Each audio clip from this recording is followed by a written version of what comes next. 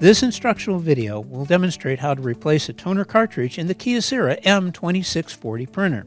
When the printer screen indicates that it is time to replace toner, use this procedure. To maintain image quality, we recommend using genuine Kyocera toner containers. Genuine Kyocera toner is engineered specifically for Kyocera printers.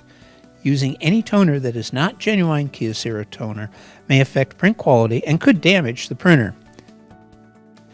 Open the front cover by pressing this button. Pull the front cover down.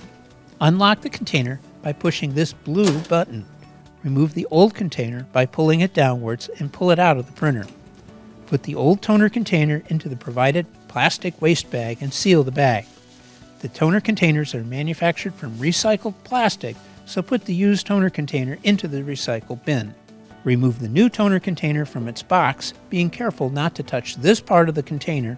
Shake the toner back and forth 5 or 6 times.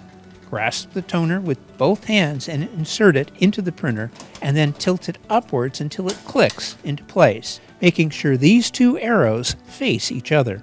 Close the cover.